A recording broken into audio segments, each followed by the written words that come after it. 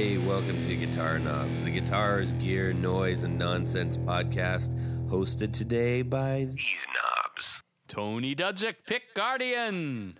Hey everybody, it's me, Todd Novak. Welcome to the Guitar Knobs podcast. We're thrilled to death that you're listening to our show, wherever you are, in the world even.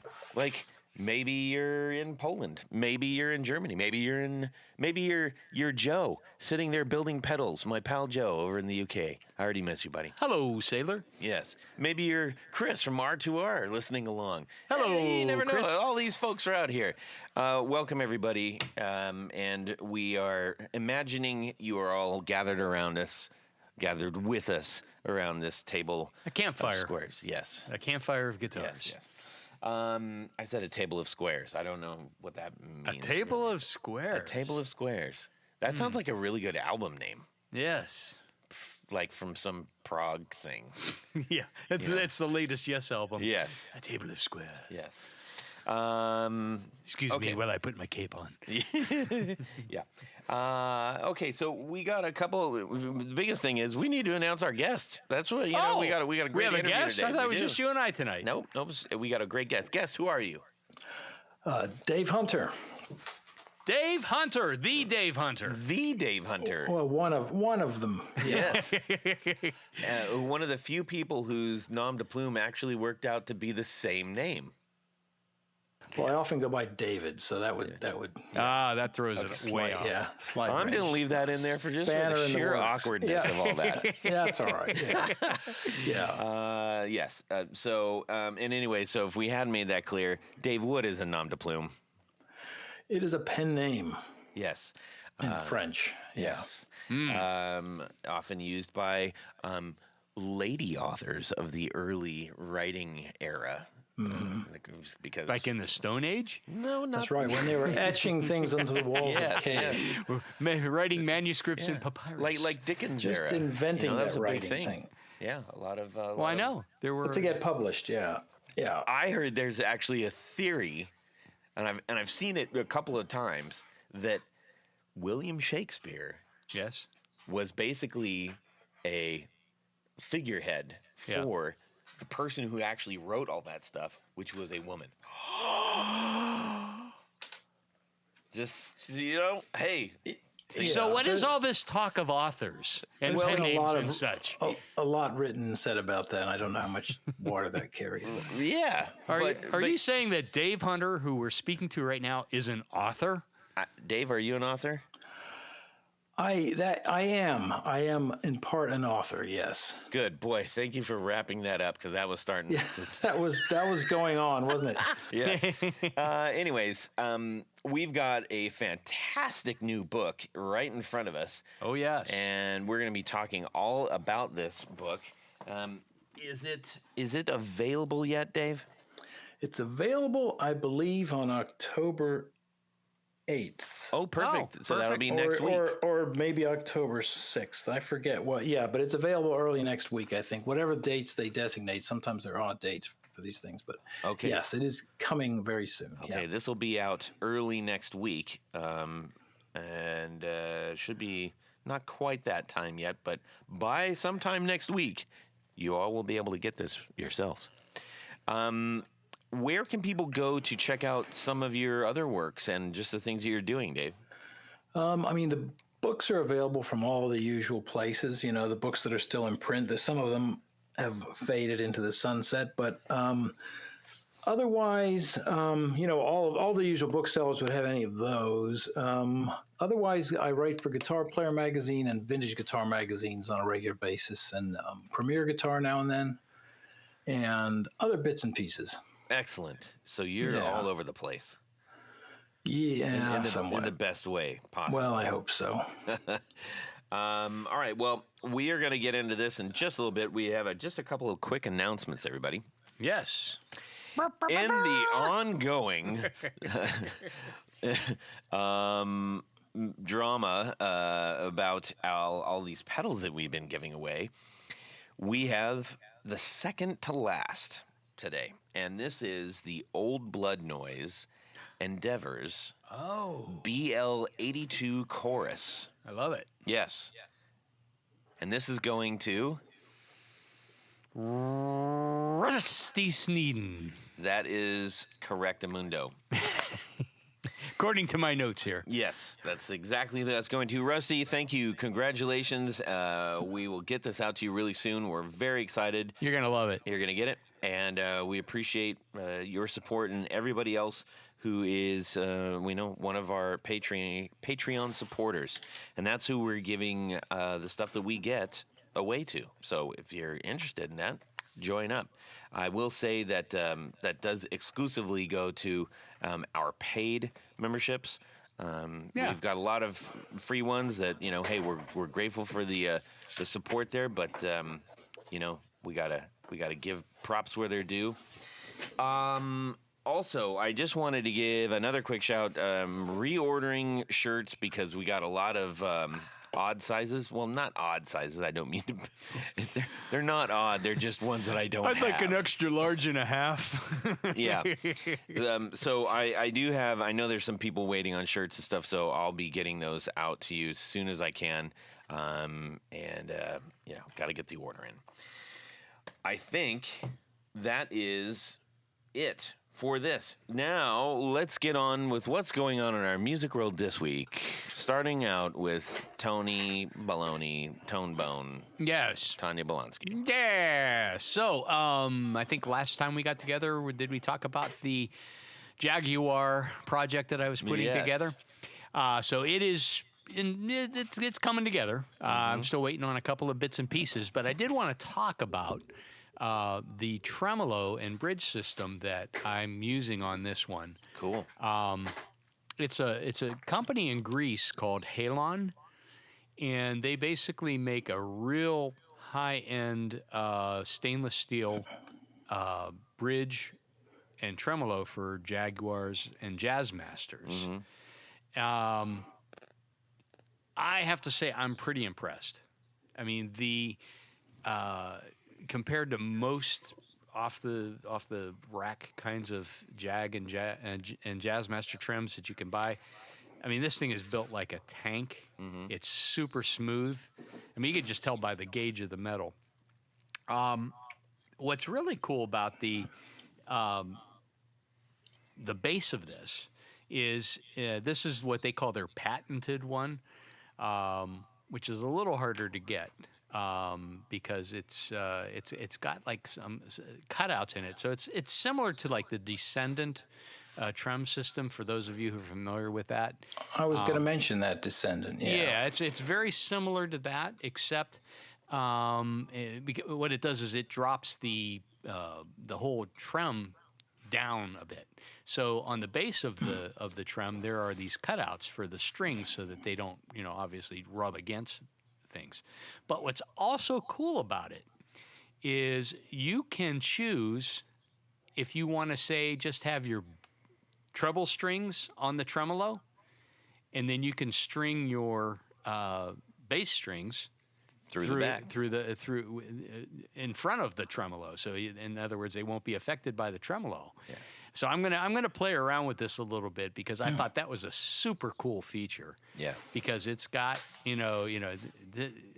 maybe I won't like it, and maybe I just want all of the strings, all six strings, to do that. But I think it's really cool. But and what I like about the bridge that they're making is it's similar to the Mastery bridge in that it has 3 saddles, two strings per saddle, and it's again it's a really heavy gauge stainless steel, and this it's available in chrome plating, which is one of the things that always kind of bugged me about both the Mastery and the Descendant is that they're just kind of that standard stainless like brushed finish. Yeah. Although Mastery may have done some chrome ones, if I remember right, but they've done some other cool things. But if I'm trying to build a replica, Dave, because you probably hadn't heard what it was of my '66 Jag, and I was unable to obtain it or track down the guy I sold it to 100 years ago. Yeah. So I'm putting something similar together. So it had, it was a bound block neck. That sounds interesting. Is that tremolo being stainless steel? Is it heavier than you would expect?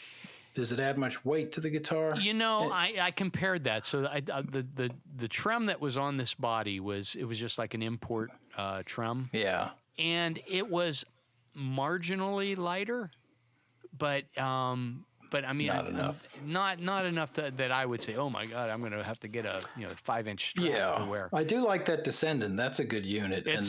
Chris Swope, who designed it, did a good job of that. And he was in some patent infringement struggle with somebody. Hopefully not those guys, but it might be because that's maybe why they're. I don't want to say anything out of turn in that regard, but Yeah. I know there was a struggle there, and it seemed like somebody had swiped his idea. Yeah.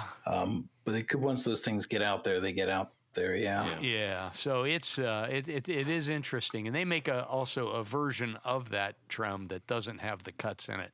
That's more of like a standard, but it's still an upgrade to a typical Jazz Master or Jag. Yeah, they're all such an improvement, I think, unless you're just a real vintage purist and the originals can be made to sound okay, but as you said, I think the bridges make a big difference. Like, and Swope's got a good bridge too that goes with that, and there's a company in Germany. Do you know those guys? Kiss My Strings. They do a really good I've offset seen that bridge. Well, that's a nice one. What's cool about this bridge is it's designed to, how normally a Jazz Master or Jag bridge rocks.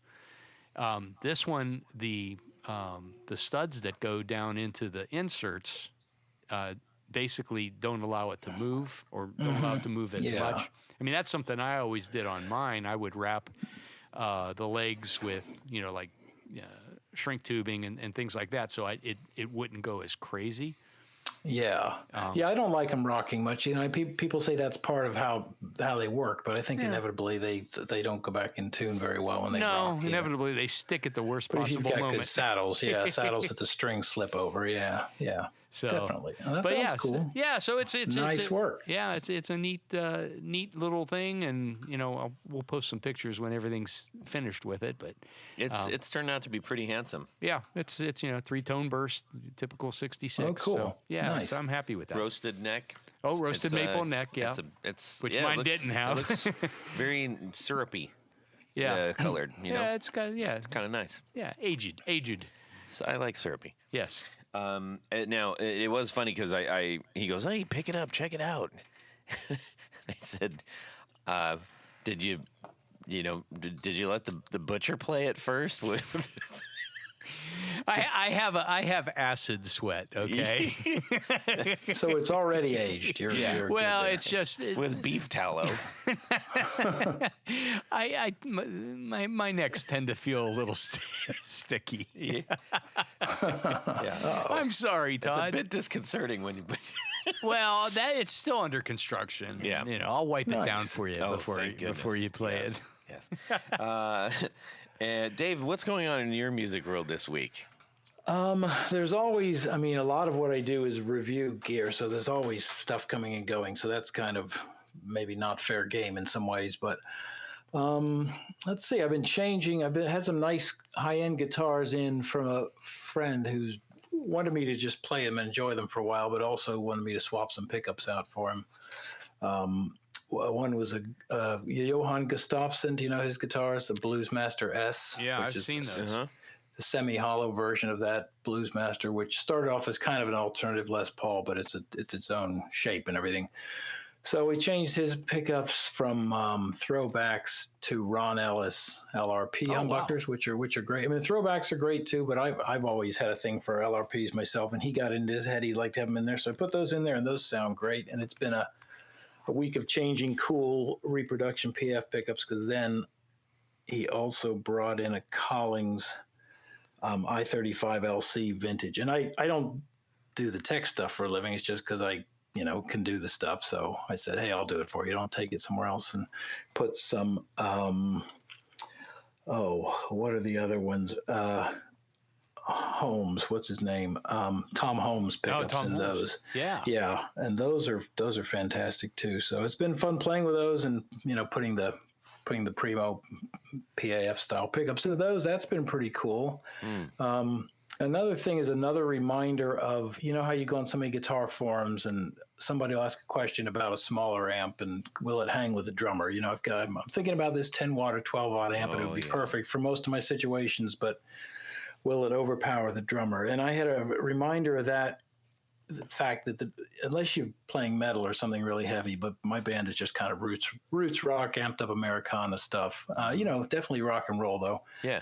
And we played an outdoor show last weekend, you know, in a pretty big open space, you know, probably 500 people, you know, a real stage with sound and everything. And I brought my 10 watt car Super B 112 combo, and I started at about 10 o'clock, and the sound guy said, that's too loud. So I put it down to about 9:30, you know, with drums behind me and everything. And it was plenty loud, and it was on a stand aiming at my head. And I halfway through was thinking, I wish this wasn't so loud because I can't hear myself sing. So that was kind of, and even outdoors, usually the sound disappears, but that was another reminder that, yeah, these amps can pretty much hang with drummers, you know?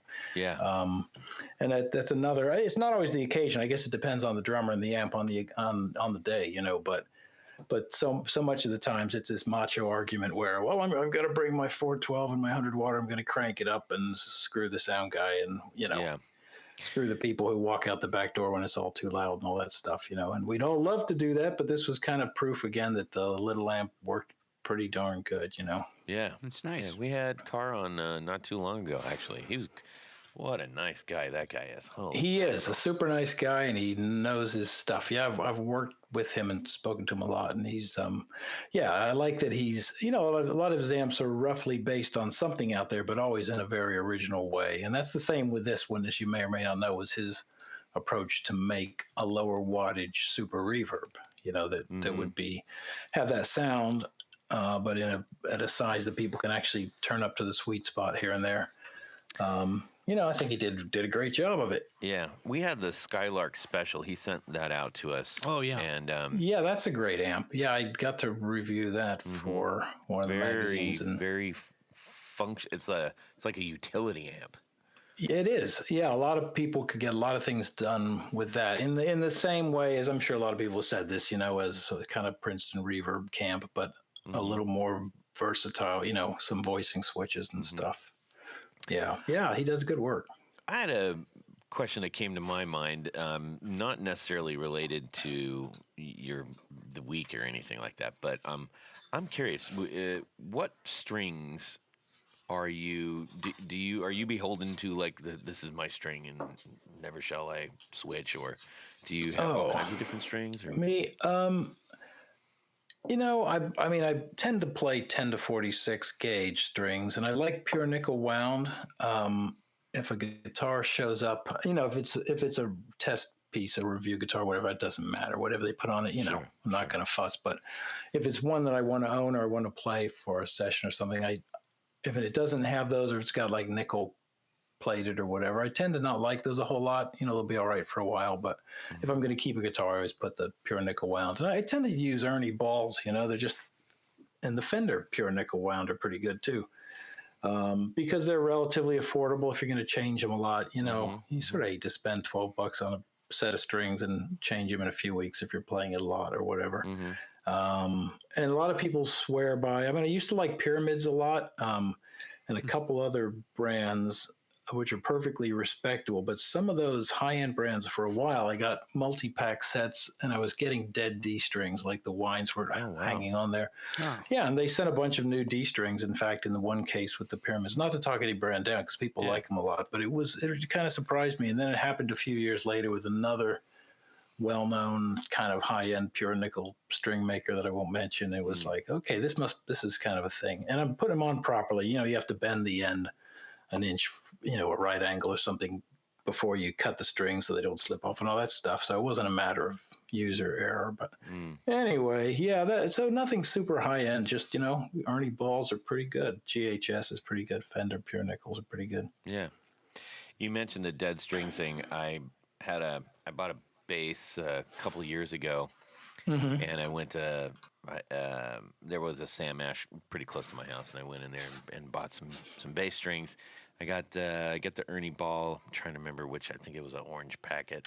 It's not bass strings you don't buy all the time, so Yeah. and I brought them home. And I strung it up. I'm like, what's wrong? Every single one of those strings was literally dead. Really? Oh, jeez. And Wow. I said, this can't. I got to be doing something wrong. And I look. I'm like, I'm not. And I brought it in. And I said, I don't know how to say this, but this entire pack of strings is dead. And he looked at me like, okay, so now I got to deal with this moron for a while. Yeah, 'Cause, sure. That doesn't when does happen, that yeah. ever happen? And the bass Yeah. strings too. And they're like $40. Well, yeah. Yeah. And you can't just say, well, I'll just throw on another set. Don't worry about it, Sam Ash. Yeah. And I showed it, and he's like, you just bought these? And I was like, yeah, here's the receipt. And he's like, Wow. oh my gosh, I've never seen this. So I was like, okay, good. I felt Yeah. like an idiot. So, Yeah. It'll happen, and it drove me crazy the first time I was a few years ago, and I was experiencing that dead D string thing. You know, I thought there was something wrong with the pickup pole. I kept adjusting things, or I thought the on this particular, I think it was a Les Paul, like an R9 or something. And, I thought the bridge saddle was screwed up, or there was something wrong. I thought this, the nut something was going on. Yeah. So I changed a whole new set, and they were dead in that set too. And it finally the light went on. Yeah. While I have your attention, it just dawned on me. It's like we've been talking about your books. We're doing that. I would love to hear your perspective, just as a reviewer from the years you've been doing that. So I'd love for you to come back on again when you're in between books. And talk about that. I think that would be fascinating to hear your perspective on things and Well, we can industry talk a and little all about that a little bit today. that. If we have time. Oh, yeah. But, see where you get, but sure, that'd be fun sometime. And especially if there were some. Thanks for trying to get rid of notes a whole what episode, to- Tony. Gee, Merry Christmas. Yeah, Come you had on. it in the can almost. You were there. I know. I was walking out the door. Man. Beep, beep, beep. Yeah. Todd. Yeah. Todd, what about you? What's going on in your musical world this week? This was very difficult to narrow down because I've had a lot going on in my music world this week. And I think I'll share some of that when we have Joe on. 'Cause I just got back from the UK from the show of my life, for sure. Can Sally wait? Yes. No, Sally can't. No, not anymore. No. It was the final show at Wembley for Oasis, but more importantly, I spent a week with one of my newest, bestest friends for life, and there's so much. I'm not gonna go into that. We're gonna have a whole thing where we're gonna be talking about all that. That's gonna be a great not just a show. We did a whole bunch of guitar stuff. Yeah. But what landed on my doorstep yesterday? What? Well, earlier than yesterday, but I only opened it yesterday because I just got back. Copper Sound sent me a whole new box of our flashlights, our pedal board flashlights. Yes. That they make up for us that we give to our brand Poobahs. Yeah. But within that box was a new goodie, and this is going to be coming out. I think November 7th. That's what he said. So he's going to be on the show talking about that, but I got to play with said pedal that I can't really talk about yet. He asked me not to. Okay. And so I had some good times with that. Nice. And I think everybody's going to be pretty happy with how this thing turned out. I know that's not much of a... It's not very fair, but that's what I got. That's okay. You're tired. You're jet lagged. I still am. Exciting. Yes. So and I still have some more of these double salted licorices. Oh dear God! Throw those things away. And I brought Tony some of my homemade fermented pickles. Those were good. You can keep bringing those. Yes, all the stinky foods. And Todd also brought me back an Oasis T-shirt. So That's true. That's great. There you go. And Joe put together a pedal for me, but we'll talk more about that when Joe's on. So much stuff. Okay, we are going to now determine if we if we were talking about more of these pedals at length, Yeah. and assuming that we put them all together, Yeah. we would also assume that we would need to use quite a few patch cables. Yes. And if we were to use quite a few patch cables, we would most certainly be using the Tour Gear Designs patch cables. Oh, I would think Yes, so. and in the S and the C shape, because we would need both of those. Obviously. And probably a few different lengths too, to connect from, the top row to the bottom row on the board. Oh, you can't go wrong. Go to tourgeardesigns.com, get a whole bunch of these stuff it in your cart, stuff it full, then hit purchase. Don't worry, you're going to get your code. Just hang on. You got to hit purchase. Then the code comes up, the code box. You're going to put in the guitar knobs, all one word. You're going to save 15%. 15%. Until they tell me it's not, that's what it is. Yes. So That's great. get on down there and get yourself some of these patch cables. We're going to have these patch cables on the board next week for the Pedals and Pints, Oh, that's right. which is going to be awesome. Nice little And, show here. Yeah, so thank you to Tour Gear for sponsoring our Four on the Floor. Let me get a little bit of this. 1, 2, 3. Four on the floor. All right, Dave Hunter, author extraordinaire. What is your four on the floor? Thorpe Fat General compressor. Thorpe Fat General. Yeah, that's the first one. Yes. Did you want me to keep going? No, No, let's one talk at a about time. that. That's One what. at a time. Okay, that's Yeah, what I yeah. get. Yeah, so that's my first of my four on the floor.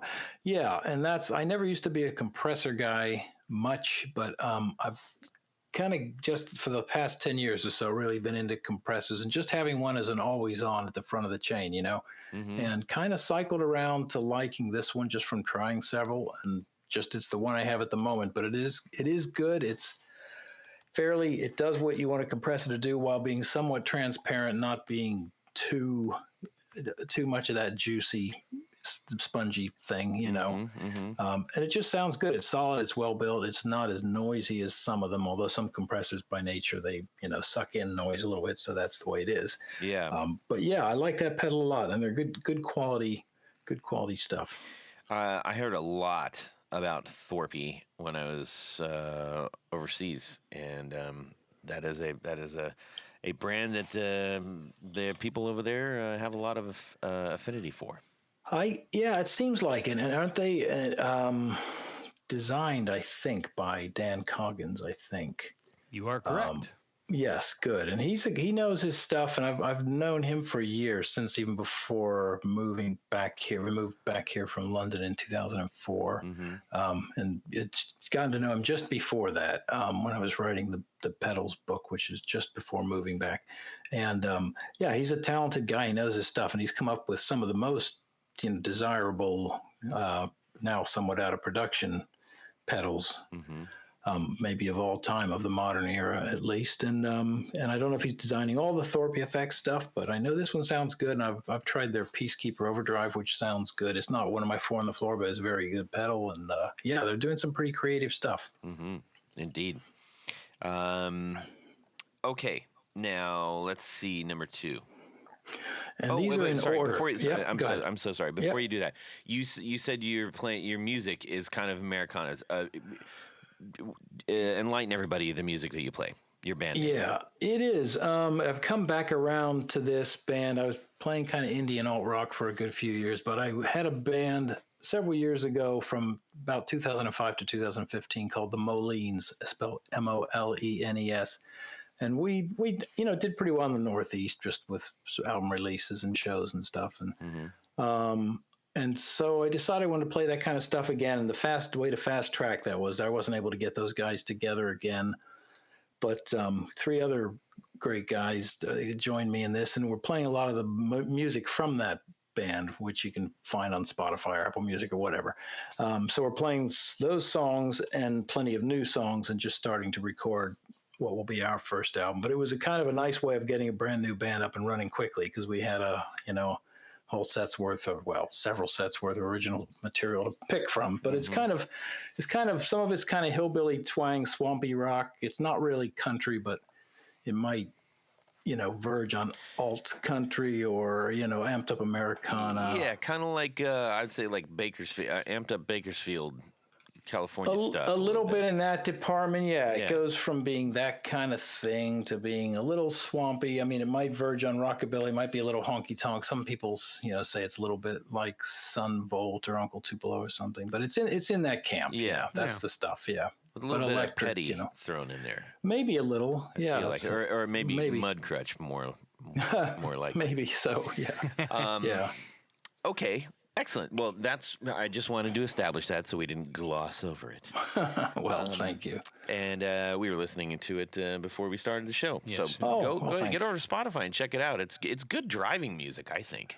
A lot of it is about driving. Yeah, driving and or drinking, and sometimes both. So, not to be advised, but in fact, some of the songs we decided we shouldn't release were about both. But and the ill-advisedness thereof. But you don't want to be misunderstood. Yeah. What you want to do is bring back the trucker songs, the truck driving songs. Let's bring those back from the Like Eastbound and 1970s. Down? Yeah, you got Eastbound and Down, and it looks like we got us a convoy. Yeah, we got a great big convoy. Bring it on back. Do you know Dale Watkins? I think is his name, or is it Watson? Dale.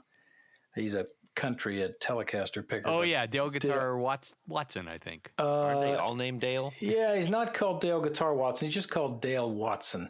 And he's kind of country meets rockabilly, but this is a good few years ago. We did a whole album, in recent history at least, of trucking songs. It's a great album. And they're quality stuff. Tony, you nailed that one. Yeah, there you go. Let's do it. See, he's on to it. Yeah, he's on to you. Okay, then let's just do CB radio ones. Yeah, he's great. Yeah, Dale Watson, fantastic. Great voice. One of those deep country voices. Nice. All right. Let's see what we got for number 2. Number 2, and these are my 4 on the floor now, my must-have pedals, because they're on my board now, plus a 5th, and that's all there is. So number 2, and they're in order. So it's number 2 is the Wampler Tumnus Deluxe. Yep. Which somehow I always thought it was a good pedal. It never really suited my rig. I've had it since it came out, and it just slots into this now that it's a rootsy thing into a somewhat Fendery voiced amp, a kind of mid 60s voiced amp. It does what the Klon thing has always done, with a little bit more facility and maybe a little bit more versatility, and you can just see why they're popular pedals. How come it didn't fit your board in the past? Before restarting up this kind of music for a good sort of 6 or 7 years, I was playing more loud, more martially kind of rock, alternative or indie rock, you might call it, but like Crocus.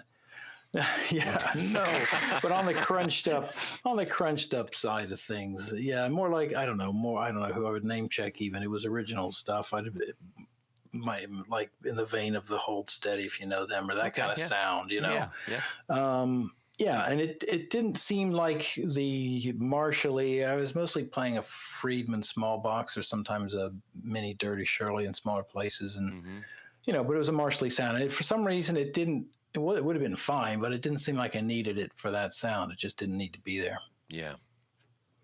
Oh, good. Okay. Well, I see we're learning even that the onion continues to be peeled. Who knows? Yeah. How about number 3?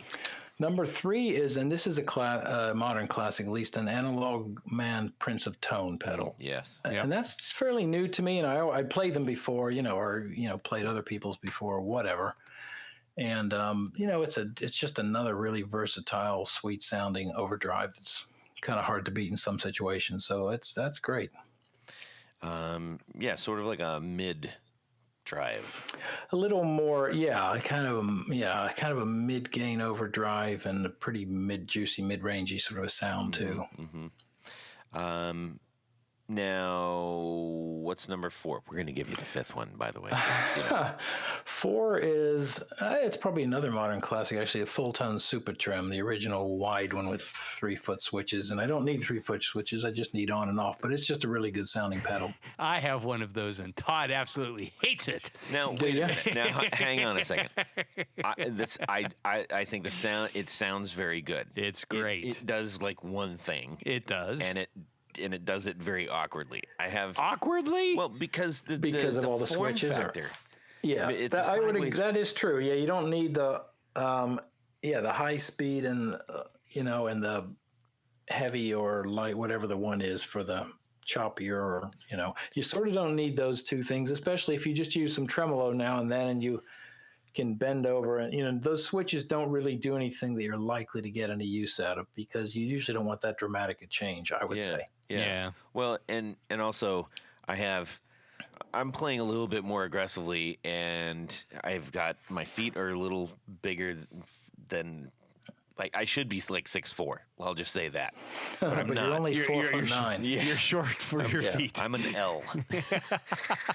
And so it makes it very, like, I'm going to step on things. I mean, I made a product for the Line 6 HX Stomp because of that. So yeah, I appreciate what you're saying, and that is something that I find a constant struggle, especially if you're singing and playing, and you're playing leads, and it comes to the solo, and you've got to do quick changes of sounds and things like that, and you're on the mic, and you can't really look down all the time. It is a genuine struggle sometimes, trying to hit the right button at the right time. Yeah. Oh, well, especially with the giant knobs. That's which are. That's true. There's a lot in the way. Yeah. And that also irks me a little bit. There's some great pedals made, but that are even a standard pedal size with 2-foot switches on them, or they have a knob or a mini toggle down low near the foot switches. I don't know how anybody cannot step on those, and especially if you're trying to sing and do something or do something just on a dark stage and hit the right button. Unless and not you have smack Chelsea something. boots, this is not the way to do it, everybody. Yeah. Have you tried? That's exactly right. The I guess they're new releases or newer releases. Super Trim 2? The 2 or the Junior? I have not. Is the 2? There's a stereo one. I don't know if that's the 2. That's supposed to sound pretty good. Yeah, that's the stereo one. The Junior, I mean, it's just in a smaller box, really. I've heard people that the Junior's not quite the same circuit, and they're not. Some people said they're not as happy with that, but I don't want to talk anything down that I don't have direct experience. I was with, just kind of curious because I'm happy with mine. So I've never really. They sound great, and if you just reach for them, looking behind me, but it's not there, it's in a different room. But if you just reach for that one on and off button, you're usually okay, Yeah. And they're a great tone filter. Have you ever tried yours on, but with the depth and speed knobs all the way down, so you're not getting any tremolo through? But they juice up your tone just like that. It's kind of amazing how much sweeter it sounds. Yeah. Yeah, it does sound very nice. I do appreciate that. How about our bonus? Since you're a 5-speed. You came back. Every time you get back, you get one more pedal. So yeah, exactly. And I'll be quick with this. This is just because it's the delay, and I'm not a huge delay guy, but just a little bit on there for some songs is nice. And it's an old Maxon AD 999. Bucket Brigade delay, and they just sound great. They do the job, and a lot of those old pedals have their quirks and so forth, but set it to a couple of basic settings, nothing extreme, and it works. Yes. Yeah. I like delay in that same manner. I prefer plate at a really low mix. It just gives a little extra something. Yeah. I'm not much of a reverb guy either. And occasionally I'll have an amp with reverb and I'll use a little bit, or I'll just reach back and turn it up for a song that's particularly moody or whatever. But I don't feel I need reverb live a whole lot, because you get the room, and if there's a little bit of delay, if you want some atmosphere, that usually does it. If you're not, for me at least, if I'm not, and you hear some bands that sound great, but guys just decide they've got the reverb and they're going to soak everything in it, and that really swamps everything, I agree. Unless it's an intentional atmospheric texturalist kind of thing, you know. Or if you're in a surf band. Yeah, and Totally. I should have set that up better. Instead of a delay, I actually use a reverb in that manner, so it's not just it's just a little, not a full blown slap back, but just but you can get you definitely can get that kind of sound out of the right plate. Yeah, definitely. So that's my 4+1. Nice. Excellent. Well, speaking of +1, we have a new Telecaster book here to accompany the previous Telecaster book here. Tony's going to dive all into that. That's what I was going to say. Let's talk about what this new book... I stole your thunder. You stole my thunder. I'm so sorry. But that's okay. I'm used to it. Let's talk about what this new book isn't. It is not just a repackaging of the Fender Telecaster, the life and times of the electric guitar that changed the world by some guy named Dave Hunter. You better believe from it. 2012. No, it's not. You will find some of the same story in there because how will you not? You know, and this is it's as you can imagine, it's kind of a poison chalice. Writing anything about something like this, it's been written about before. Yeah. What are you going to do? But I won't interrupt you. You go ahead. Well, what I was going to get at is you need to have both of these books because here's what I like about the first book. It's got incredible photography, lots of juicy pictures of guitars. But I would say more than half of the book it talks about the players that use guitars and has in-depth profiles. Now, there's some of that in the new book. I love the Clash section. Yeah, it's all good. But here's what I've got a lot of books in my collection. Yeah. Tony actually, to his credit, really got me into sourcing out all these books and getting familiar and saying let's get the authors on the show. Yeah. Good for you, Tony. Yeah, that's it's got to be done because this all in a day's work. There's great stuff. Now, this book, I was almost surprised, if not shocked, that there were some photographs in there that I had not seen before. That's hard to do. Yeah. Yeah, it is. And I'll just, for example, there was a '56 San Marino blue Tele with a Bigsby that has the matching headstock, and the back of the neck and the back of the headstock is also painted in San Marino blue.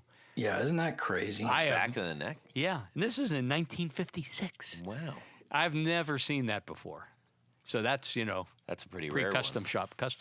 Yeah, there are a few of those that were, that you wouldn't have known existed, and they largely are one-offs, but they were a handful with the back of the neck painted and matching headstocks. And, and I guess it was easy enough. Some customers said, you know what, I want you to paint the whole thing. And so they could do that, Easy peasy. It's off. It's not mounted on the body. I'll paint it up for you. The other one was the '66 Tele Thin Line prototype with Wildwood.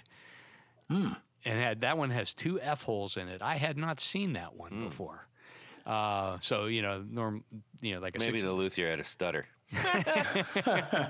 No, I think it was intentional. It was a prototype.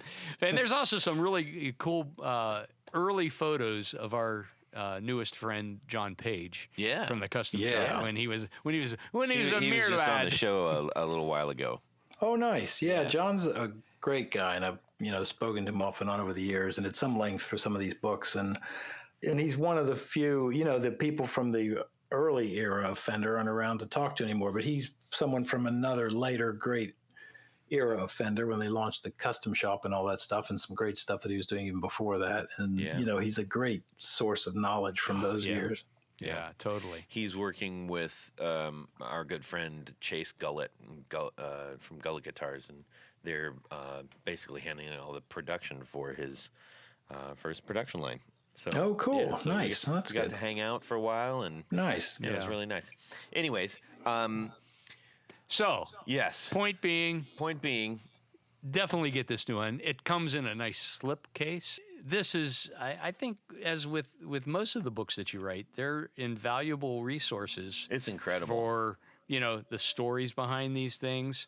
I mean, if you didn't tell the stories, they would probably be long lost. I mean, there's other authors, now, but thank I you. mean, the stuff that you do and the way that you do it, I agree. top notch. Absolutely. And That's really kind of you to say. Thank you. when It means a lot, genuinely. because we're talking about the Telecaster, which has been around for so long. 75 years, I'm told. 75 years, or thereabouts. That's what I've heard. Yeah. Yes. And it is something that we're so familiar with that on the outset, you may like, okay, what am I going to get out of this?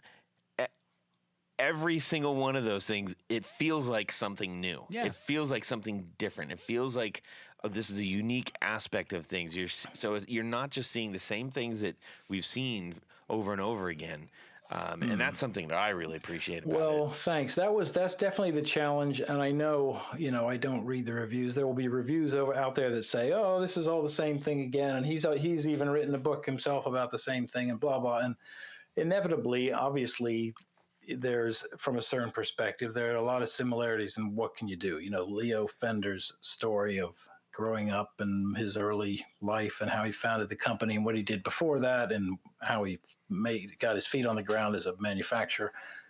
There's not a whole lot new to say to that, but what I like trying to do and what is part of the challenge and part of the fun is trying to put that into some perspective and just see how that happened in its era and how it suited the times and how industry and culture came together to feed off each other and to create this thing that then further fed each other, and how the music influenced how he made things and how what he made then influenced the music. And it was just this kind of loop of creative influence, Well, you even do a little bit of prehistory to get us kind of up to speed to the beginning of the Telecaster, which I also really appreciated.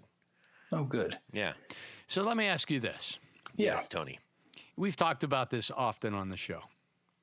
How do you think Leo got it so right the first time out the gate? I mean, well, we'll skip the snakehead, but I mean, essentially from 1950 on, the Telecaster really hasn't changed. I mean, there's been variations thereof, but the basic Telecaster hasn't changed much.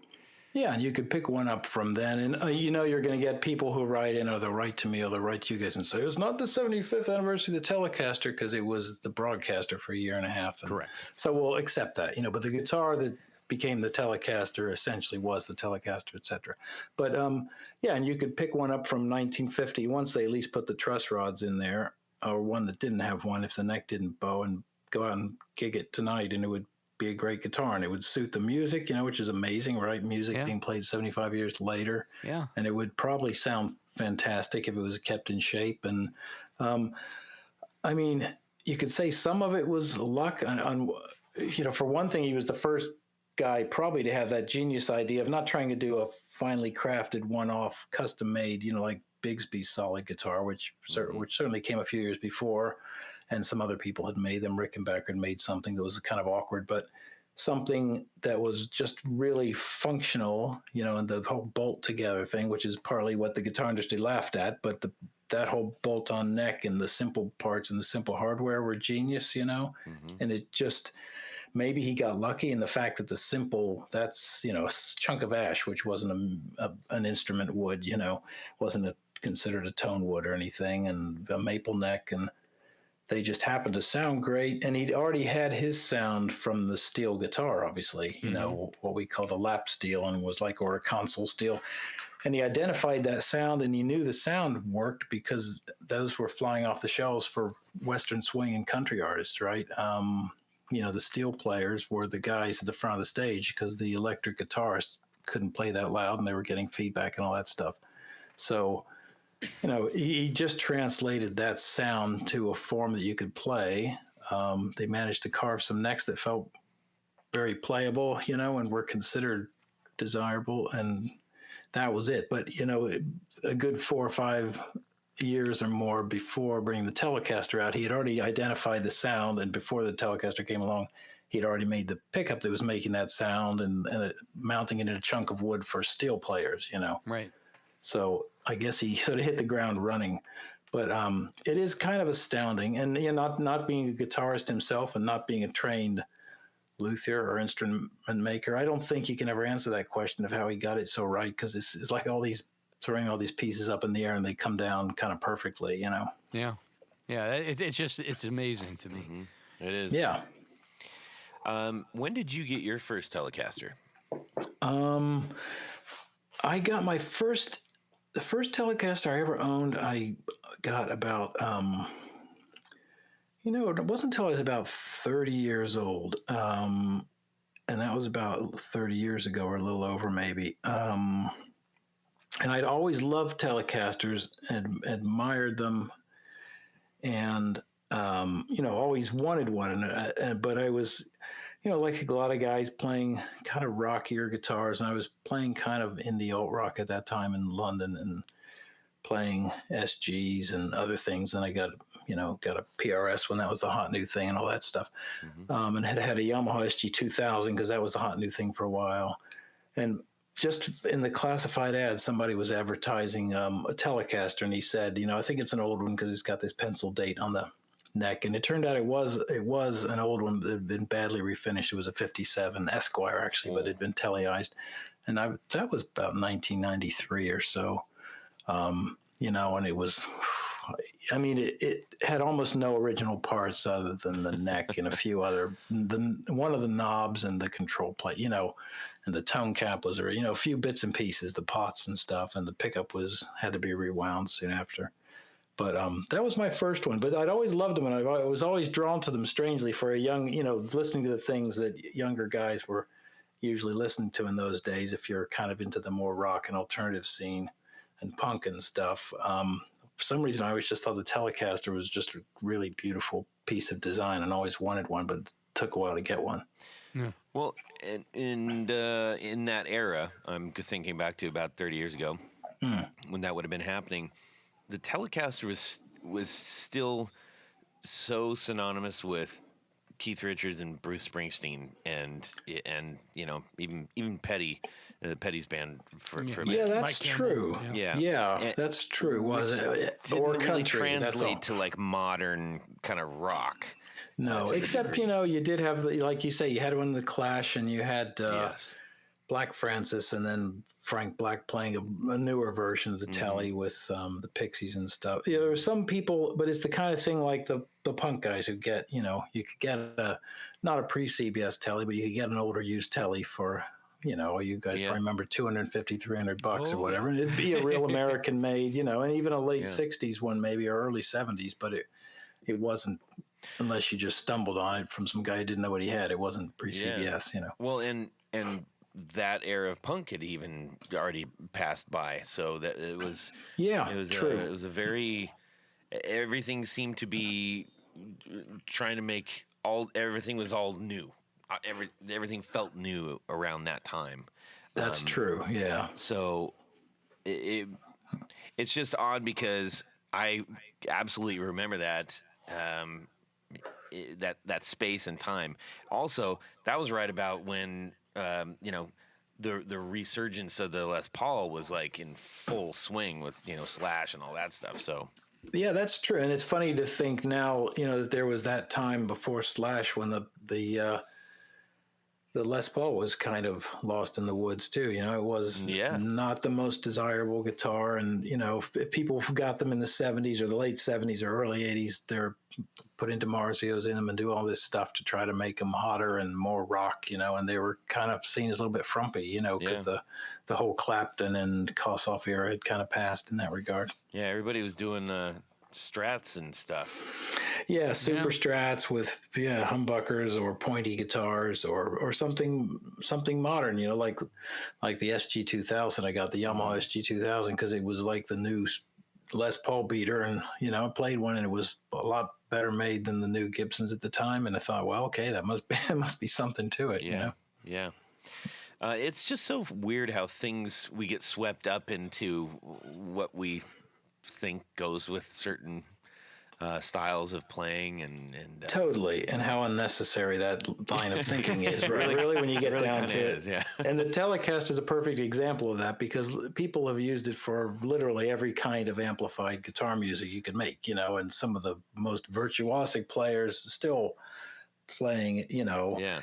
the Roy Buchanans and and now Julian Lage and people like that, or Neil Campolongo and Jim Campolongo rather, and some of the finest players out there, and they're Jim turning Root from this. Slipknot. I mean, that's a weird sure. one. I remember the first time I was like, Yeah. he plays a telly? Yeah, How about John Five? right? John Five, yeah. John Five. Yeah. Yeah, exactly. Secretly, he's a country player. Well, that's He true. is, though. Yeah, that's true. Yeah. But yeah, these people, turning this kind of basic slab of a guitar that in some cases you almost have to wrestle with. It doesn't, in its original form, doesn't always intonate all that perfectly and all sorts of things, Yeah. But something about it just makes you want to engage with it, I guess. Yep, I completely understand that. Now, do you have a favorite of all the Telecasters you've reviewed, of all the things that you've written about? Is there one that if you said, if I could pluck this from the page and have it, well, do you know what that would be? Yeah, it would be a Blackguard, probably a 53 Blackguard Telecaster. That seems to be a great year where so many of them just sounded fantastic and felt great. And I've played a couple of those. I've never owned a 53 or any original Blackguard. I owned that 57 for a while, and now I've got a 58, which is also an Esquire, but it's been teleized, and it's a refin. I only buy refins if it was going to be vintage like that, just to make it. If you want to play it, I don't need to collect it. I want something I can afford, or at least remotely afford. And I do like this 58 a lot, but I think it would be like that, a 53 Blackguard in original shape. And those are just unobtainium now, sadly. Yeah. I have a couple scattered questions for you, and I know Tony has some stuff. I would love to know, this being your second book, and the first one is Second Telecaster book. Well, yeah, sorry. You've got a lot of books under your belt.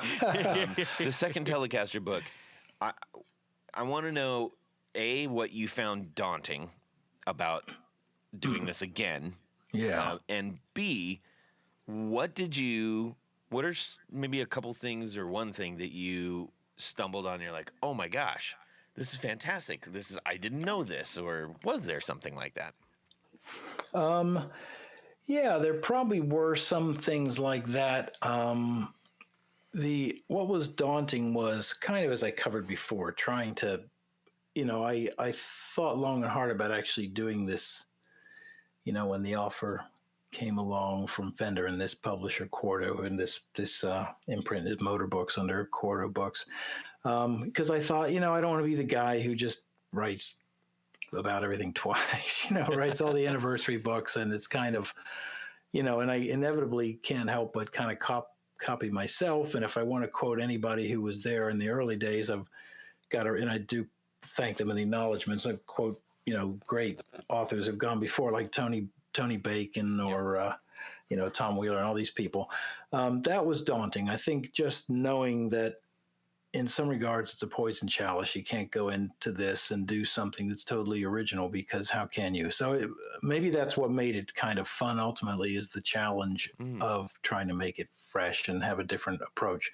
And part of that challenge also, of course, is, trying to find the right balance for the reader, because you'll get people who will buy this and they're hoping it's going to tell them how the pickguard screws changed between 1953 and 1953 and a half or whatever. And, I can tell you that. all those things. And because I've seen reviews like that before, like, I thought this was going to help me identify my such and such, and it didn't, with some other non-Fender book. I forget, I think it was a Les Paul book. I want to know more about PFs and what they're wound with and stuff. And, you can't please everybody all the time, obviously. And this is not that book. I think, as you'll find, having seen it, there are a lot of details and there's a lot of nitty gritty, but it's more the story of the history of the Telecaster coming about and the influence it's had over the years and how it's changed over 75 years, right? Yeah. So you'll get that on one side, but you want to put in a lot of those details because I enjoy that stuff myself and I'm fascinated by them. But you can't put in too many of those details for people who want the 30,000-foot view. Right. So that's probably the daunting part, and I'm hoping I pitched it somewhere in between that gives a little bit of everything for everybody. And the point is also the books either side of that exist, and you don't want to just try to redo them. You've got Nacho Baños's great Blackguard book, Yep. and Dudzik before that, and why try to reinvent the wheel? And let's do this, which is a celebration of the anniversary. Mm-hmm. Mm-hmm. And was there anything that, as far as like, wow, I didn't think I was going to discover this? I think there were a lot of little things of those. Some of them I probably can't pull out now. One of them was, you talked about the custom color guitar. In some of the photos we were finding, the guitars with the custom, but factory custom job, paint jobs on the back of the neck and the headstock. And there were a few of those. There's one in all white. I don't even know if it was Olympic white. It might have had another color name. It might be wrong. There was some of the interesting stuff of just finding pictures about the setting from the period, early shots of Fullerton and Orange County and what it was like, just kind of revisiting what it was really like in those days when it was really just a small town and a lot of orange groves and farms and things like that. Mm-hmm. I think, not any breathtaking discoveries. There were some, I just can't remember them all, mm-hmm. But just that, putting yourself into the time and the element and kind of really having it hit me that, this was a different world at the time. How long does it take once you hang up the phone and say, okay, I guess I'm doing a book? Yeah.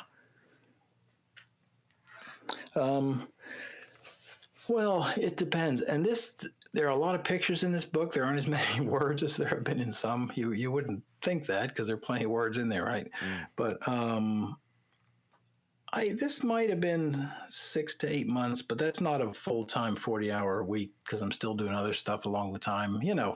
Obviously they're planning their production out, and by the time you agree you're going to do it, you start doing it and you budget your time and you go at it, Mm-hmm. Mm-hmm.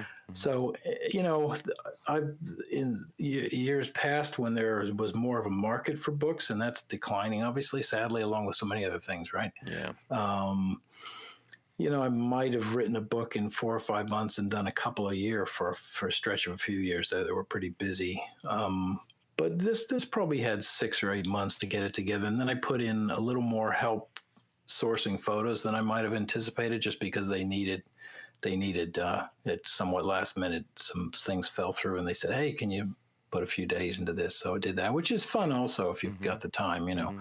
chasing things up and trying to find photos that you haven't seen before. So that was about the load.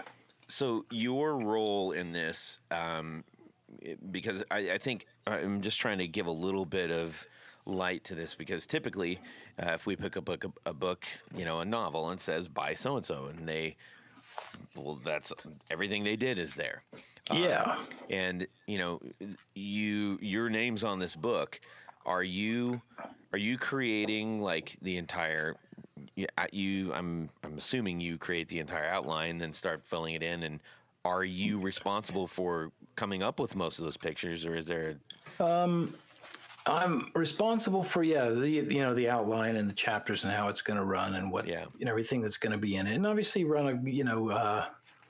Dennis Pernew at Cordo Books was my editor, and we've worked together on a few other things, and he's a great guy. He's done work at Vintage Guitar Mag and other things in the past, and so a lot of stuff was very much in cooperation. I could run up here's a proposed chapter list and a couple sentences on what each chapter will cover and send that off to him. And he'll say, yeah, that looks great. Or how about we do less of this and more of that? But it's, mm-hmm. Very casual back and forth. And then, then everything written is mine. And there is some understanding that I'll help with photos and I would want it that way because it's a pretty specialized subject, right? Sure. So you want to have... Which you're an expert in. Yeah, well, to some extent at least, or, at least I can do the right research to find out the right things and understand what is correct and not correct in the process, and like, early on, it's happened in the past where there might have been a suggestion just for example, suggestion for a cover illustration that was kind of a modern era Telecaster with hardware in a format that's not very appealing, but say, for example, an art editor hired to put that together might say, here's a Telecaster. This is a pretty one. Let's put it on the cover. And they send it along and you say, oh, not that, because the real tele lovers are going to say that's the last Telecaster I want to see on the cover of a book like this, Let's do some vintage stuff or some clever art and let's do whatever. So then, a lot of it was down to me finding photos, and a lot of, in recent years, a lot of vintage amp dealers, now that a lot of people take high quality photos for themselves, in the digital camera era, and a lot of vintage dealers take excellent photos because they want to market these guitars well. So plenty of these people have stepped up and helped out and become, very friendly and really helpful contributors in that regard, which is nice too, because it means, I'd rather see an old Telecaster in its beat up tweed case in an interesting setting and maybe with some case candy strewn around than hanging on a white screen, in a flat sort of setting. So we managed to get a lot of that, or stuff leaning against old amps, or, So there's it's not, I guess as a journalist, and an editor in the past, I've always worked with images to some extent, but I've never been a designer or a photographer, but it's fun to do that for a change, especially as regards cool guitars. What is the hardest part about doing this particular book?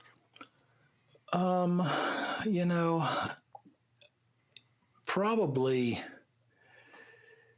I don't know. I mean, there's a lot more that could be said. The hardest might be what to leave out, because a lot of people won't understand this. And again, if they'll say, oh, why didn't they talk about this or that? And, anything that isn't in here, in order to have that in, we would have had to leave something else out. There's usually a fixed budget for print and page size and ink and all of it. And so it's like you get 35,000 words and that's pretty much it, So with a subject like this, one of the hardest parts is just deciding what to leave out. So you write, and then you go back and look at your chapters and usually have to decide what to cut back, that might be it. Aside from the thing we've already talked about of like, this has been done before, so how are you going to make it fresh?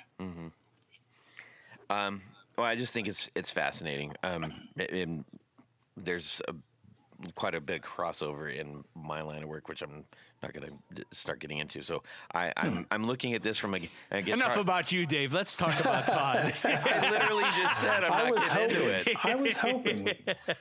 Because I wanted to point out like why I'm, some of the reasons I'm asking all these questions, because as a guitar enthusiast, I'm wildly excited about this, but also from the production of it and what goes into it, it's like, oh, this is a crossover thing that I'm experiencing. So, okay, so here's something that we were talking about. I can't remember who I was talking about it with, but nevertheless, it was a conversation, and it was the point of why don't I think we were doing a disservice to beginning guitar players, and this comes down to all the people that run, stores and the mega stores and everything. What, like 90% of every new kid that gets there's like, I want to learn guitar, they walk out with like a little practice amp and a Strat. Yeah And that has always driven me nuts, because I actually get quite a few parents saying, well, I want to buy my kid a Strat. I'm like, don't do that.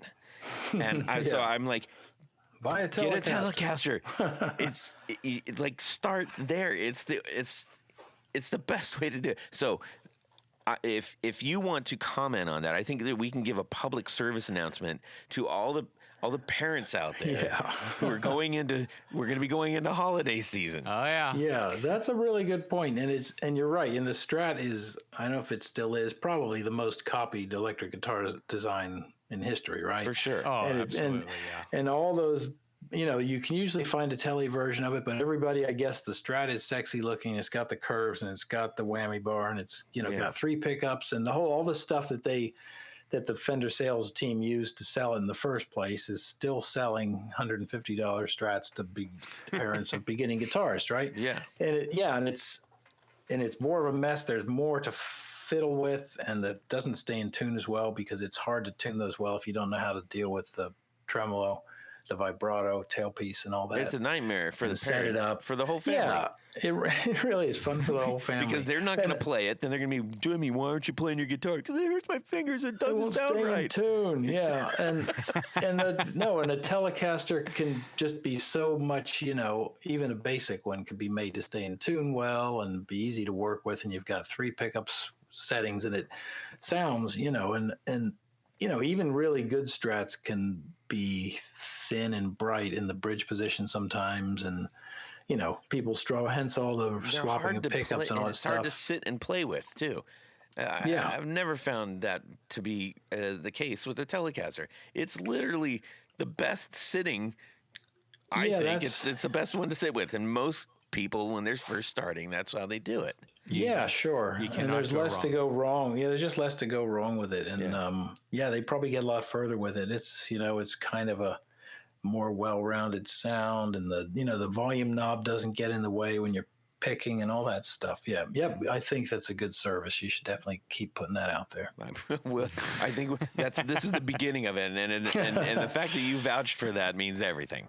Oh, good. Yeah. So the last bit about that, and I think this is important, is that as we get on in our musical endeavors and careers and lifetimes and everything, there's a difference between, like, I have a guitar and I play it, and one that you pick up and you feel like a bond with.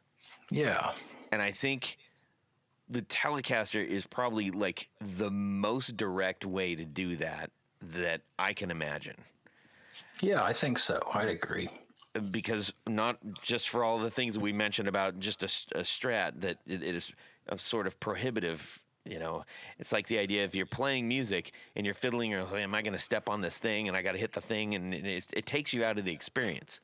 Mm-hmm. And that's just, I think that is something that's really important, especially for beginning guitars. Yeah, that's a good point. And I kind of have this mantra to myself, and I say it to other people if I'm playing with them, but especially like in a recording situation or something, like, when in doubt, Telecaster. If you're trying to get the right sound on a track or something, and the Les Paul, the 335 isn't working, or the Strat, whatever, not that those are all here all the time, but, if you're not sure about a sound, you can almost put a Telecaster in any setting on a recording and make it work and make it sound great, and usually pretty quickly. Indeed. We've done good in the world right now, I believe. See? Okay, Tony, you got it. Yeah, I've got a question. So we, of course, all know and love the standard Telecaster. Yeah. Let me ask you, which camp you belong to? Are you when it comes to Telecaster variants? Yeah. Especially 70s and beyond. Are you more of a thin line guy or more of a custom/deluxe guy? I am more, like, if you're talking with wide range humbuckers from that era. Yes. More of a thin line guy. And the deluxe, I think the deluxe is a cool design and can be great, especially with the vibrato on it. But they're usually really, really heavy. Yep. And the thin line comes out usually at a pretty decent weight. I do like the custom also with the Tele bridge pickup and the wide range humbucker in the neck position, but those are kind of off balance usually a little bit. Mm-hmm. And I did have I think it was a 74 in natural, which is what a lot of them were, thin line. I sold about a year ago. I had it for a couple of years maybe, and just got it because I thought it was so cool, and they're not that expensive, and I ultimately decided I didn't really need it, but it was just a really cool sounding guitar, and those pickups are a thing unto themselves, and you kind of have to play a few to find one that plays okay, because they've got that, that three bolt neck attachment and the bullet truss rod adjustment and stuff, which all can be functional, but it's not that those in and of themselves are bad. It's just that they were being used in an era where they were taking less care with the manufacturing, I think, is the thing. Yeah, the pockets were pretty sloppy on a lot of those. Yeah, and the neck shapes were kind of getting a little bit I don't know, almost random, like they weren't being made by people who played the guitar or something, you know. But you know, a lot of them are great, and not to talk any down, because a lot of great music was made on those guitars, right? Not just in the 70s, but years after, they became another kind of punk and alt and grunge favorite, you know, and those pickups sound super cool. One of the things you can do that I recommend, people don't like to change guitars, especially vintage guitars that are original, but if you find it within yourself, one of the best things you can do is change out those 1 meg volume pots and put a 500K in, you know, because they sound shrill and harsh usually otherwise. And a lot of guys will say, well, you can just turn the tone down a little bit, but the tone pot doesn't work correctly with that 1 meg thing in there. And change it to 500K and it's instantly gorgeous sounding. Why do you think that Fender, because that was the era, well, that was actually post CBS pretty much, I think you find it. Why do you think they switched to the 1 meg pots over the and they did and they started switching with those with the, you know, I should know, and I can't remember if they came in on the earlier Jazz Masters, but then they did Jaguars, early Jaguars. Yeah, they did. Yeah, so that was a thing that they started. I mean, even when Leo was still there. But I mean, probably just because brightness and fidelity was key. You know, the same reason as all the bright switches and things that make some of those amps too bright if you use them the wrong way. Right. That was probably it. But then, putting them on the Telecaster, and you know, like even the late '60s Telecaster, same story. You know, you really don't want that on there, except if it's a '68 Tele. You kind of hate to take it apart if it's original, but yeah. I have two, I guess, very surface level. These aren't very deep things. Maple or rosewood? Oh, for Telecaster, I do like maple.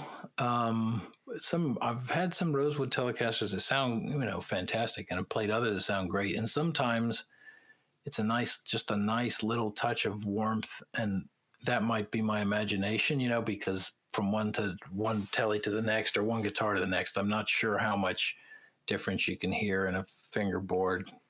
You know, there should be some difference, but you know what I mean? By the time you change everything else, you can never really properly A/B like something like that. But for a Tele, I do like the maple board, just the snap and the look of it. And if it's the right Telecaster, it shouldn't be bright and shrill, you know, and I don't like that ice picky Tele sound, which so many of them evolved into having later on, you know, like the one that's kind of meaty and gritty. It's twangy, but it's got some muscle to the bridge position, you know. All right. I'm going to add a clarification on that. Okay. Yeah. Are you skunk stripe or not?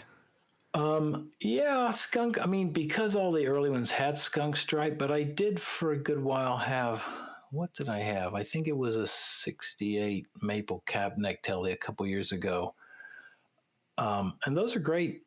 Most of those are really good Telecasters, and those just happen to be really great necks, a lot of them from that era. Mid to late 60s, before the skunk stripe. Well, yeah, the skunk stripe came back in, and they had it in on the rosewood boards too, which was kind of crazy for no real reason, but just because I guess that was the tooling that still worked, or they forgot to tell them it was. You don't need that maple boards. For clarification to those that may not understand what you guys are talking about, can you elaborate? Yeah, they brought in like late 1959 or so. They brought the rosewood fingerboard onto the Telecaster. And if I'm wrong with any of these dates, hopefully not by much, but there's a lot of stuff to try to remember all at once. And so the rosewood fingerboards came in. Before that, it was a one piece of maple. So in order to put the truss rod in that helps to keep the neck straight, they would route a channel out from the back of the neck, and they would put a piece of walnut or darker wood or something in there to fill the channel. So they started calling it a skunk stripe. And that's on the back of the all maple necks. So they didn't need that when they had the rosewood fingerboard on top, because they already had, you know, sliced open the neck, and they could route it from the top and then put the fingerboard on.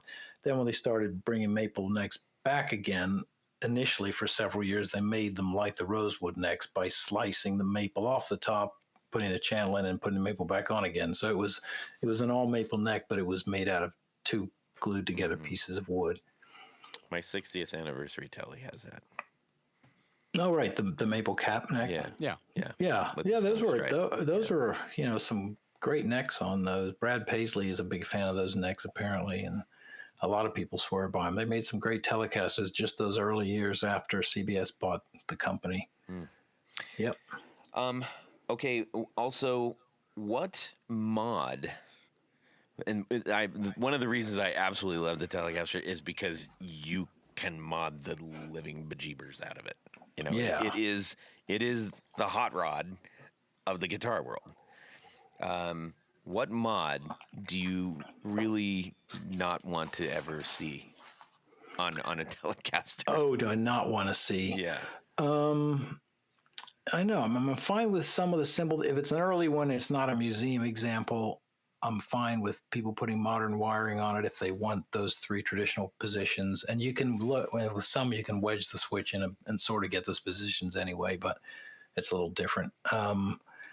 A little bit of that. If something's been changed, you need to refret them if the frets are low and all that kind of stuff. And if a pickup, like maintenance is different, right? If a pickup dies, you have to rewind it or whatever. Yeah. I'm thinking like hardware stuff. Yeah, I don't ever want to see a brass nut on any guitar. But that's where the sustain comes from, man. Exactly. I don't want to see that. I don't want to see a 6-saddle bridge put onto a vintage Telecaster either. And a lot of people did it, and a lot of great players did it, but and you can intonate it better. But I think the 3 saddles, 2 strings per saddle, is part of that solidity and the sustain. Sort of the soul of what you're trying to do. Absolutely. Yeah, it does, and I don't think it's really necessary unless you're that much of a stickler. How about a 4-way switch? Well, if the wiring's already been played with, that doesn't bother me. I've never felt the need for one though, because I've had that middle position that becomes a kind of pseudo humbucking thing, and I often don't ever find much of a need for it because it's too wide and fat sounding. I think it's almost too huge compared to everything else you've got. And if you want that sound, pick up your guitar with a humbucker. Mm-hmm. That's on my that thinking note, on that. Yeah, humbuckers in Telecasters.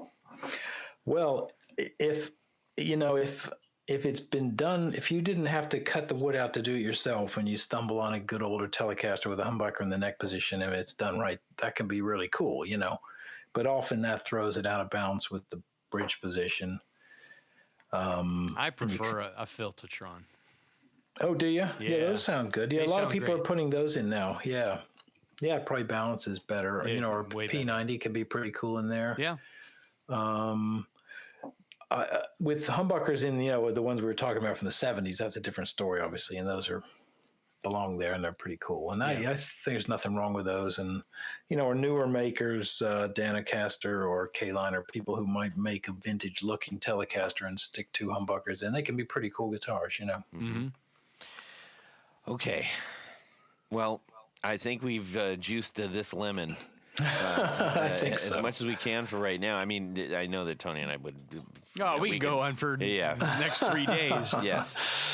Oh, by the way, Yes. if someone wants to listen to Dave's first appearance, that's episode number 242, where we talked a lot about his book, Fender 75 Years. Yes.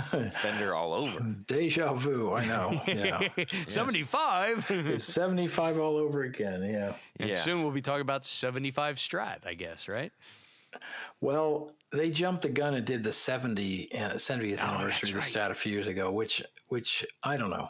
Whatever. It's there. It's I think it's a good book. I'm happy with it. But just take the same book, just cross out the O, put a 5 on it. Put another couple pages at the end. Yeah. I think I'm done with anniversary books. But the Telecaster, the Fender 75 of the whole company history was a lot of fun. But the Telecaster's always been close to my heart, and this one was a pleasure to do. Yeah. You can tell. I mean, honestly, good. I think you really can. This is filled with somebody who, content from somebody who really gets it. A labor of really love. Cares. It is a Thank labor you. of love. I'd like to think so. I appreciate that. Yeah. Thanks. Last question. Mm-hmm. On the note that you just said, I'm done with anniversary books, and this isn't. I'm not trying to wedge you into some other kind of anniversary book. Yeah. But I would love to know, Blue Sky. What if you were offered to write another book? What would you hope it would be about? Oh wow! I mean, I think it would be fun to write a book on the creative small shop electric guitar builders working today. You know, a wide range of those people they get referred to as the boutique makers, but you know, the really like one man or just a few guys or one woman shops, you know, making some really interesting stuff. I think that'd be fun. I don't know if there'd be enough of publishers today would say there's not enough of a market for it probably, but people are doing some great work and some really creative stuff, you know. So I think I'd enjoy doing that, you know, and it would be fresh material. Yes. Yes. Okay. Well, we're going to round third. Yes. Tony. Yes. The bass coach is waving us on. Are we going for home? The bass coach is Dave. Dave wants to go home. Go for it. He's windmilling. He's Slide, windmilling. slide. Oh no, I missed the plate. Head first, Tony. That's right, Todd. At this point of the show is a little game we like to play called Would you rather? Todd Yes. almost forgot to push the button. I was enthralled with what you were delivering.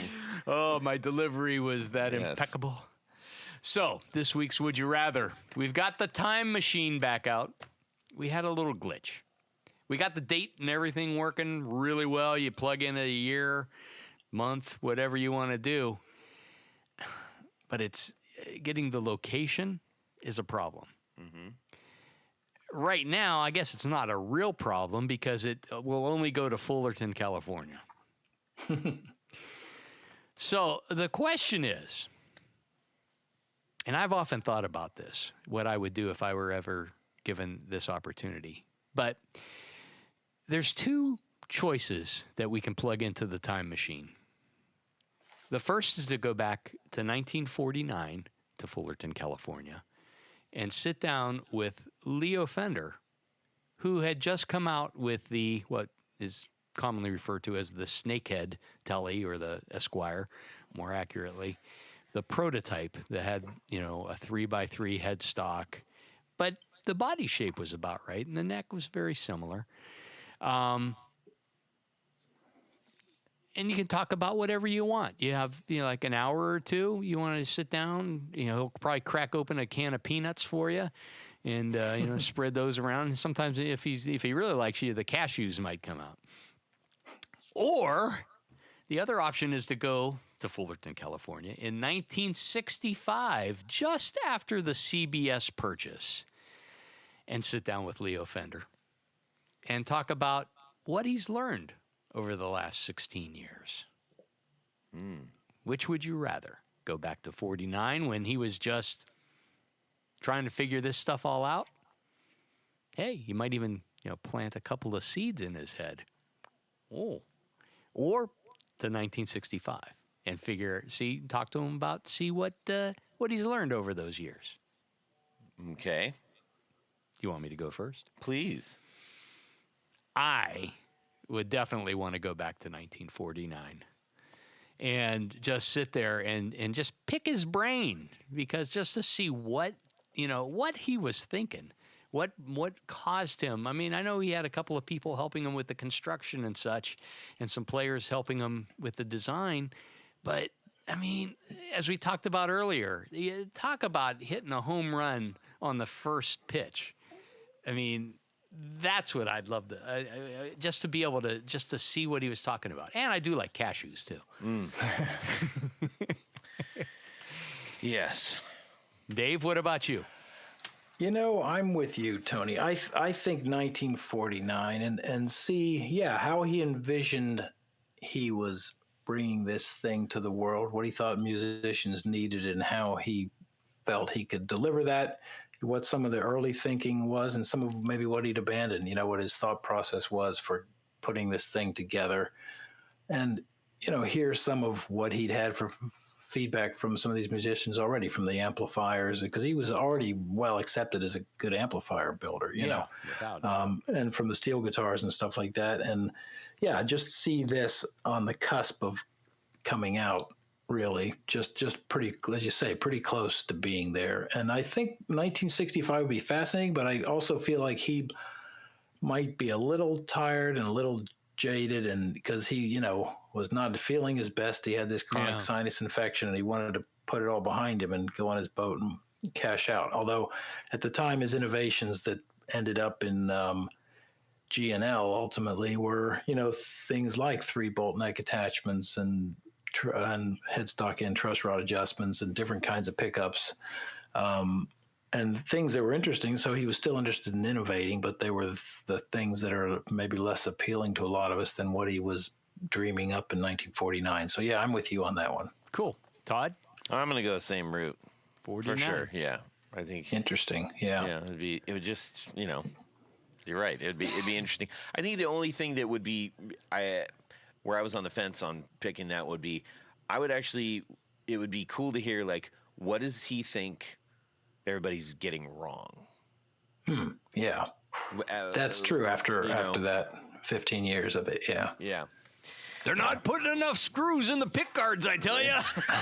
Yeah.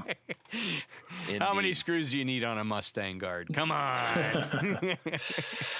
Fantastic. Yeah, indeed. All right. Well, this has been great fun as per usual, and we need to thank some people. Yes. For helping us make all the fun. Oh, yes, Todd, because at this point of the show, there's a special group of people we love to thank. These are our executive producers. That's great. Now, an executive producer helps make this show possible. How do you become one? Head over to patreon.com/Guitar Knobs. Check out a couple different levels in which you can participate. Become a friend, a sponsor, a hero of the podcast. Mm-hmm. Each level comes with some very nice thank you gifts and opportunities to win great stuff. As I said, through our infinite giveaways. Infinite's a little bit strong, but we try to do as many as we can. Yes. The giving never ends. Yes. Yes, we give till it hurts. Yes. And then we keep giving. Yeah. But in addition to that, there's one thing. You get to have your name right on the thing. That was a little rude. You cut it in. You're jumping the gun now, Todd. That's right. You have your name read on the thing, and that's what I'm going to do right now. So special thanks to these executive producers: Anthony Lathrop, Brett Hogarth, Cameron Pampas, Darren Gregory, Don Kloss, Elad Mizrahi, James Bell, James White, John Esterle from Rare Buzzer Effects, John Sebastian, John Halverson, Justin Jones, Ken Sayers, Michael Senchuk, Mike Davenport, Owen Eads, Pluton, Ralph Gottschalk from Wonderful Audio Technology. What? Richard Kendall, Rick Calhoun. Well, I stumbled on that. I'm sorry. Rusty Sneeden, Stefan Lamb, Tom Barazin, Trevor Ellenberg, Trevor Gunberg, Vader and Pedals, and Caribou Gone. Yes. Caribou Gone. Yes. Yes. But Todd, there's another group of executive producers. We call them our Grand Poobahs. Okay. These are the top of the heap, the A number ones, and they have a fez. Yes. To put on their head. Yeah. And I'm also thinking about importing a truckload of Iron Brew, which I got to have Iron over there, to replace the orange Gatorade. Well, I think that would be fitting. Yeah. Let's do that. Okay. We'll get a container ship over. Perfect. I hear shipping's really cheap right now. Super cheap. And they get a flashlight, too. Mm-hmm. Among many other things. Among many, many other things. Yeah. And just the satisfaction of knowing they're helping a good cause. Indeed. So special thanks to these Grand Poobahs: Anthony Gemalero, Billy Spitfire Unlimited, Bob Crouch, Brian Robison, Cody Foster, David Kaminga, David Tyndall, Enrico Fernando, Fox Hill Studio, Gregory Randall, Hex Matos. How's Hex doing? He's doing all right. He's on the mend, but it's going to be a while. Okay, good. John Williams, Martin Cliff, Matt Hart, Michael Van Zant, Michio Murakishi, Moon Guitars, Pedro Vasquez, Sam Jett, Steve Keys, James Pennington, Zach Oswald from Brandon Wound Pickups, Jonathan Labate from M2 Labs, Ty Barnes, James Castellano, and we have a new Grand Poobah. Indeed. A friend of the podcast. Yeah. From prior times. Mr. Kenny Howes. Mr. Kenny Howes. He was on our Rickenbacker. episode. Yes. A while Rickenbacker expert. Yes, he is. Well, he Oh. should be. Yes. He should be. Thanks, Kenny. Absolutely. That was wildly exciting to get that. Yes. Ladies and gentlemen, we cannot do this without you. And we truly, truly appreciate you helping us make this the best part of our week. Tony, don't say anything. Just let that be. Just let that sit for a second. Don't take that away from me. We need to say a huge thank you to our friend Dave Hunter, the man with all the words and the vision to bring you all the history. Thank you, Todd, and thank you, Tony. It's been a pleasure to be with you guys again, and always fun, and I appreciate your support. Thank you. Absolutely. And when is this book available? It's available, it might be October 6th or 8th. I forget. It's one of those nicely round early October Very numbers. soon. Very soon. Very soon. By the time, I don't know when this hits the air, but it's Probably more. next Tuesday. So it should be either already available or available the next day. So likely by the time you're hearing this, you can find it. Did we time this right or what? Yes. Perfect. Tony, where can people find the things that you do? Head over to pickguardian.com. Check out the stuff I do. What do? I make custom pick guards for guitars. How do you get one? You shoot me an email. You let me know what you need. You let me know what material you want. You let me know what kind of pickups you're using. I'm going to make something special for you. You know, Todd always says, it's your chance to make your guitar even more your own. Nope. Even more yours. Even more yours. I screwed it up I again. need a cue card now. That's right. You can shoot me a DM on Instagram. That's the best place to get me. We would love to hear from you. I've just gotten a couple messages from people who have been listening almost the entire time we've been on the air here. And it was just great to hear that. And just say hi. You know, tell us what you like. Tell us what you don't like. We don't care. Just connect with us, doggone it. How easy is that? All right. And make sure you listen to the Moleans on your next drive to work or back or both. Well, that's very kind. Thank you. Absolutely. It's great stuff. It's easy. It'll be easy to find the new band because my name is in it. We're Dave Hunter and the 700. So when we get that album out there, it'll be easy to find. Oh, perfect. Excellent. Perfect. Yeah. All right, ladies and gentlemen. We hope you have a fantastic guitar week. And subscribe! Don't look back in anger. Slight I'm going to wrench. leave that in there for just Banner the in the sheer works. awkwardness Yeah. of all that. Yeah, that's all right. Yeah. Yay. Yeah, there's Tony. How's it going, Dave? Hi, Tony. Well, thanks. How are you? You know, just as God made me. Well, So we're all suffering, is what he's saying. yeah, I can't exactly. I'm not going to even go there. Get back to the inside of the book, Tony. Let's do that. Yeah, please. Well, For God's sake, yeah. Like, clock's ticking here. Thanks, Dave. I'm just going to turn Tony down a little bit here. Yeah. Please don't turn me down. We have one. the new one, Got and it. we have another book Yes. that I'm going to talk about. Oh, got it. Yep. You're so elusive. I'm pretty sure he knows what we're doing. No. And away we go. Well, that's it for these knobs.